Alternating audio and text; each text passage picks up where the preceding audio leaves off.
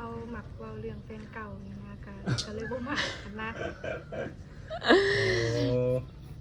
คือคนที่น้องคิดใจในมื้อนั้นเนาะ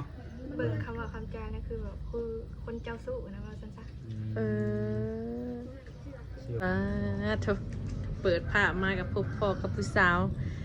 น้อย บ่น้อยแล้วสิเนาะ อยู่ ขอสิผู้บ่าวแล้วได้บ่น้อยได้ไง สบายดีน้องล่ะ สบายดี โดยสบายดีทางผู้สาวโสดทางน้องเพิ่นนี้ได้ออกมาหายทางเฮาถ่ายทำก็คือว่าเธอหนึ่งเลยเนาะ ตั้งแต่14กุมภาพันธ์บ่ แม่น14กุมภาพันธ์ไทยแล้วก็ถ่ายมื้อ1มื้อ2มากอ่ะปิดคลิปปิดใจเพิ่นว่า แม่น มามื้อนี้เป็นยังไงน้องล่ะ มาเปิดใจอีกครั้ มาง เปิดใจใหม่ มาเปิดใจ โดยสาเหตุหยังน้องล่ะเลิกลากันบ่หรือว่าใด คือแบบว่าอันนั้นผู้ที่ว่าคุยโอลมกันกับแบบเขาหมักเว้าเรื่องแฟนเก่านี่นะก็เลยบ่มักกันนะ ๆโอ้คือคนที่น้องคิดใจในมื้อนั้นเนาะ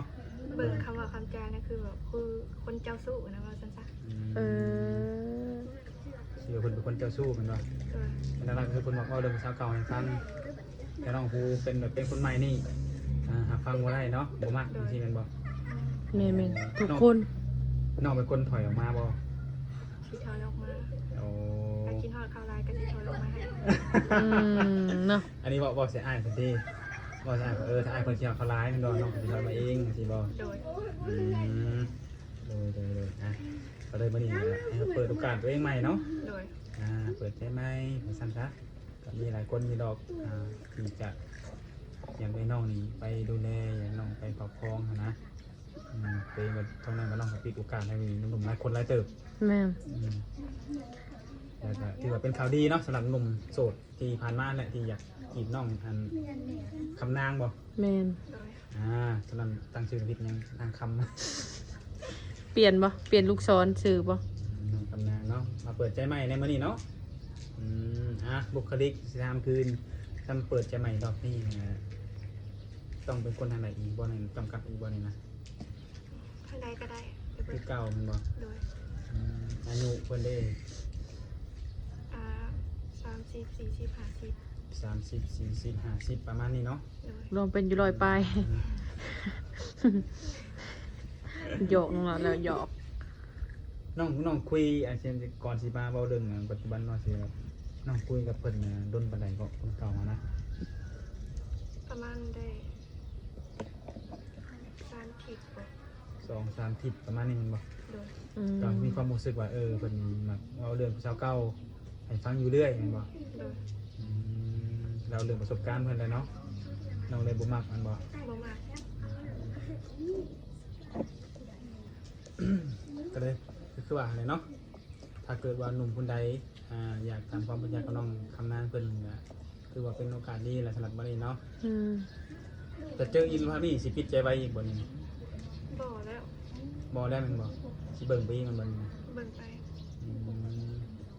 เพราะว่าที่ผ่านมาก็เขาเคยปิดใจไว้เนาะและความหากมันก็บ่เป็นมันบ่ไปตามที่เฮาคิดแม่นบ่ที่น้องบ่มักในตัวตนที่ว่าผู้ชายคนนั้นก็คือเพิ่นว่าแต่แฟนเก่าเพิ่นให้ฟังผู้เฮาเป็นแฟนใหม่ก็เลยอึดอัด อึดอัดใจ คันว่ามักหรือว่าหึงยังเว้ากับเขาซั่นน่ะสิเลิกเข้ามาเฮ็ดหยังแบบสิบ่ทำนองนี้บ่ใจน้องจังได๋ก็บ่อยากรับพังแม่นบ่เนาะ น้อยใจซะเนาะ ผู้เป็นแฟนใหม่นี่ก็น้อยใจเป็น แม่นดาเดี๋ยวก่อนเนาะ เนาะ เพิ่นเคยมาหาบ่ บ่เคย บ่เคย โดย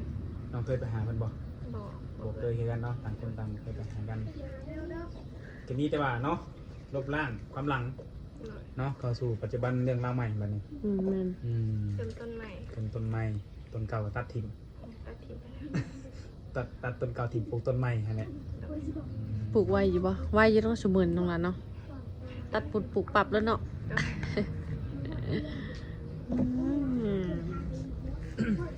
บ่ได้ไปทางไหนบ่ซั่นมื้อนี้ มาลินน้ำมูก อันนี้น้ำมู อืม หลายๆคนเนาะอยากเห็นเฮือนชานน้องทำนางอยู่ใส่เนาะจังซี่สักมื้อพาไปได้บ่สักมื้อ ได้ ได้เนาะ ได้ แล้วสมมุติว่ามี FC หรือว่าหนุ่มโสดเนาะอยากมาเบิ่ง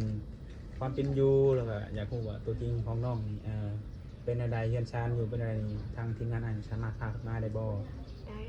พามาได้เนาะ โดย ถ้าน้องอนุญาตพ่อแม่อนุญาตเนาะโดยนี่ว่าเพื่อว่าเป็นอยากมาเยี่ยมมายามอยากมาเบิ่งตัวจริงว่าสิงามคือในกล้องบ่เนาะ โดย นั่นแหละทุกคนเลยหนุ่มสูงวัยเนาะพอห่างผมหายก็ยังมีชิดเนาะ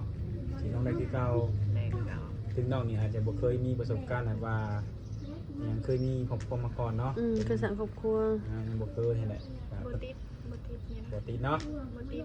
คือว่าสิเคยมีลูกมีเมียมาแล้วนะ โดยนี่แหละกูว่าสวนหลายก็จะมีแต่หนุ่มโสดที่แบบผ่านประสบการณ์มาเนาะสวนหลายเนาะบ่มีปัญหาสำหรับน้องตัวนี้เนาะ บ่มีปัญหาเลย โดย เข้ามาอบรมได้เบิด ผ่านนี่ก็ถือว่าเพิ่นผ่านประสบการณ์มานี่ก็ถือว่าโอเคได้เพราะว่าเพิ่นผ่านร้อนผ่านหนาวเนาะเพิ่นเคยผ่านอุปสรรคอีกอย่างหลายอย่างอะนะเพราะเพิ่นจะได้มาสอนเฮาน้องล่ะอรุณข้าวอรุณลาวข้าวเดียวกันนี่โอ้ยตื่นมาแล้วหายกันตีกันได้เลย สร้างประสบการณ์มานำกันตัวนี้นะ แม่นสร้างทั้งหัวยงหัวแยงไปนำกันนะ โดย มื้อนี้บ่ได้ไปทางไหนบ่น้องล่ะ บ่ได้ไปทางใดมาลิ้นน้ำหมู ม ปัจจุบันกันตำคุง โอ้ หมายว่าจะเปรียวปากกันหงเวลา บ่ไปตามไปจากเมืองเนาะบ่สิลัดเนาะ ส่วนกันหมูกับหมู โดย ปกติก็มาซุ่มเซลกันนี่บอลกับหมูนะ โดย บริณัทผู้บ่าวดิ บ่ เรียนว่ามีผู้บ่าวมานั่งกินนะพี่ว่าติว่ากินตำหุงว่ากินหุงจนเมาแฮงเนาะบ่หุงมีพิษว่าซั่นแท้แล้วกินหัวเสือ หยอก คือรักคือน้องง่ายๆคือเป็นโสดแล้วเนาะทำไมเนาะ โดย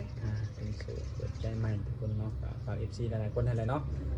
ลองเข้ามาอบรมพิจารณาน้องเบิ่งลองคุยกันเบิ่งเนาะพี่น้องนี่ก็เพิ่นก็เคยเปิดใจกับปิดใจไว้ย้ำว่าอยากแสดงความซื่อสัตย์และจริงใจให้เพิ่นเนาะ แต่ว่ามันก็คือว่าแล้วเนาะเฮาก็บ่ฮู้ดอกว่าคนที่เข้ามาเฮานี่จะดีหรือบ่ดีอาจจะเป็นคนแบบนิสัยแบบใดเนาะหรือว่าเคยผ่านยังไงมาเนาะเฮาก็บ่ฮู้เนาะ แม่น เพราะว่าเฮานี่ก็ใส่ปัจจุบันนั่นแหละเป็นข้อพิสูจน์แล้วนี่ครบแล้วก็เบิ่งแล้วมันก็ไปกันบ่ได้เนาะ ต้องเข้ามาคือว่านั่นแหละทุกคนเนาะ เรื่องบุคลิกหน้าตาอีหยังน้องก็บ่ได้จำกัดไว้แล้วบ้างที่หล่ออีหยังหรือบ่หล่ออีหยังก็แล้วแต่แม่นบ่ แต่ได้เบิดเลย หลักๆน้องบางคนแบบใดเนาะหลักๆเลย แบบอ่อนโยนนะว่าซั่นน่ะอ่อนโยน บางคนอ่อนโยน โดยเบิ่งเอาใจใส่นี่นะ โดยอ่อนโยนเอาใจใส่คนนิสัยดี โดย เนาะรวมๆแล้วก็ได้ อีกอย่างก็ถ้าได้เลิกกับแฟนแล้วก็อย่าเว้าเดี๋ยวเก่าร้ายแฟนเก่าเนาะบ่เล่าบ่ โดย ต้องแบบว่าเอาง่ายๆทุกคนเฮามันก็บ่อยากเว้าบ่อยากได้ยินนี่แหละกับการที่เฮาเลิกลากันแล้วว่าคนเก่ามาให้ฟังเลยกันเนาะ นาทีสิเอาเรื่องปัจจุบันเนาะเรื่องของเฮาว่าซั่นซะเนาะ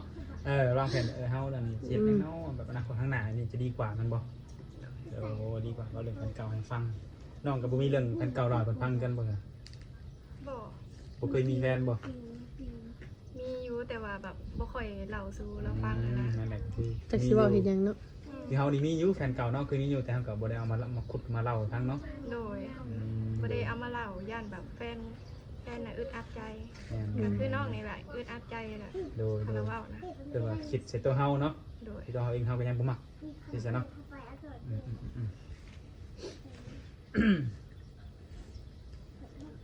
โดยแต่ว่าข้อมูลทางติดต่อของน้องจะมีการเปลี่ยนแปลงแล้วบ่หรือว่ายังอันเก่าอยู่ อันเก่า อันเก่าบ่สิเป็นเฟซเป็นไลน์เป็นงาน WhatsApp เนาะ ได้เบิด ยังอันเก่าโดยคือว่าเฮาก็ได้ทำการแจกให้อะไรเนาะ โดย เพราะว่ามีคนสนใจน้องนี่หลายบอกตรงว่าหลายอะไรพอน้องทางใด ผิดใจ ติดใจเท่านั้นแหละ 14กุมภาติดใจเท่านั้นแหละน้องลายเลยการหลายคนบุรีน้องอยู่ว่าเป็นอย่างคือติดใจไว้แท้คือบ่เบิ่งกันไปโดนๆก่อนคือแบบคือหมั่นใจไว้แท้กับผู้ชายคนนั้นสินะมีหลายคนว่าประมาณอย่างซี่ น้องบ่ได้สนใจดอกเลย อ่า สนใจคือแบบว่าตัดถิ่มไปเลยนะ โดยนั่นแหละก็คือว่าหลายคน เขาสิเว้าหยังก็อย่า งานอยู่ยังก็แล้วแต่มันขึ้นอยู่กับตัวน้องเองเนาะ โดย นั่นแหละเพราะน้องเป็นคนตัดสินใจเองสีไวเลยซ่าก็ขึ้นอยู่กับน้องเองนั่นแหละ แม่น เพราะว่าเรื่องนี้ให้ใครตัดสินใจแทนน้องบ่ได้ โดยคือว่าอะไรแต่บอกกับบ่ได้คุยแล้วว่ากับคนเก่านะ ก็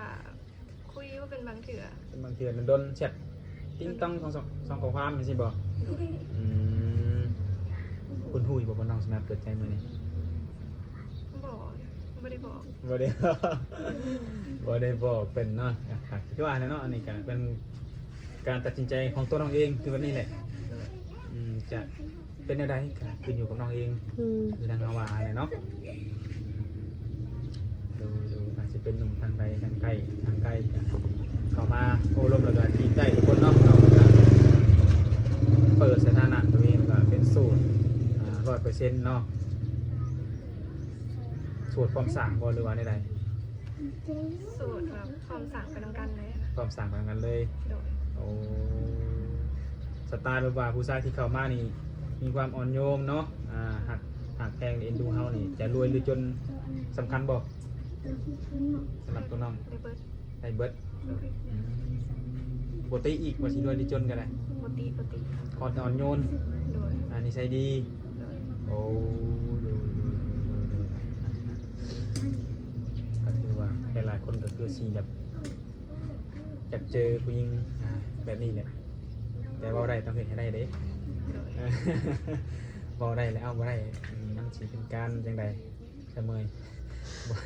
เป็น ปากบ่ตรงกับใจบ่ แม่น เนาะ บ่เลยเฮ็ดบ่ได้แบบนี้หั่นนะ อืม ทุกคนเนาะแต่ว่าครอบครัวคันซานของน้องเป็นยังไงนั่นแหละสถานะตัวนี้เนาะ ฐานะก็โอเค เป็นพวกกินมันบ่ได้ขาดเกินหยังบ่ บอก สำหรับตัวน้องเองขาดเกินหยังตัวมือนี้ ขาดความหักเราจะ ขาด สั่ง ในความหัก ถูกต้องแล้วคันเรามีความหักพี่สิบออกมาเปิดใจ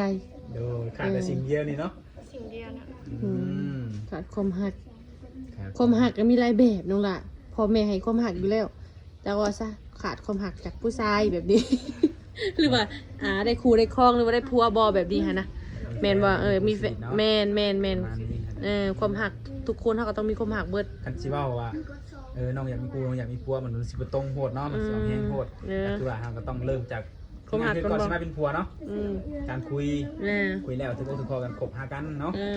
คือสถานะเป็นชูเป็นแฟนจังสิมาเป็นชายเป็นภรรยากัน ป้ามีหลายขั้นตอนขนาดน้องล่ะ แน่นอนเลยเนาะ เนาะ จากประสบการณ์ที่ผ่านมา ป้าเจ้า บ่มีดอกเจอแล้วเอามาเป็นลูกเป็นเมียแล้วเนาะ แม่น บ่มี แม่น ทุกคนเลย อย่างต่ำลมกันนี่4-5 เดือนเนาะ แม่น จังหูว่าคนที่เฮาเขาจริงจังกับเฮาเขาสัตย์กับเฮาแบบนี้ฮะเนาะ แล้วน้องสิถ้าว่าได้มีผู้ชายเข้ามาล้มสินะ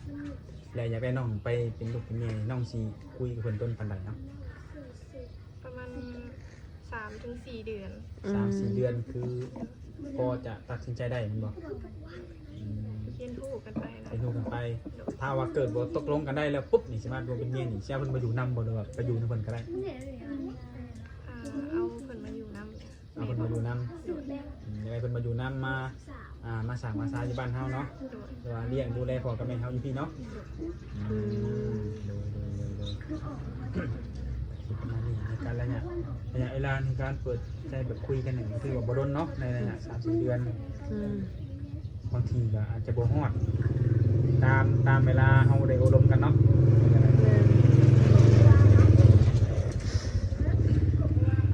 มีอย่าง เดี๋ นี้ ยว จ้ะ ก็คือสีบุมีอย่างไรเนาะคือการในการเปิดใจน้องทำงานในวันนี้วันนี้ แม่น ก็มีแต่ว่าจังใดแบบหลักๆแบบ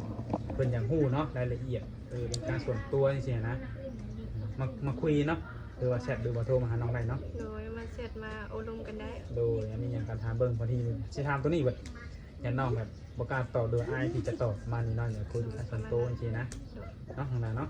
โดยก็ว่าอย่างไรทั้งบริษัทกับทางเมืองเนี่ยจะได้ไปกินนะครับก่อนได้มานี่เนาะ แม่น ติดตามต่อไปอีกว่าน้องคนคำนี่น้องคำนางเนาะ นัก ก็ ก็ไป เป็น อี ลาย ก สีน้องคำนางนี่จะพบพ่อคู่ชีวิตทางใดเป็นหนุ่มลาวบอหรือหนุ่มไทยหรือต่างประเทศเนาะ เลย ใครกันมาลุ้นกันทุกคนเนาะ เลย ได้กับพ่อให้ตรงตามสเปคน้องต้องการเนาะ เลย โดยสบายดีนะว่า สบายดี โดยสบายดี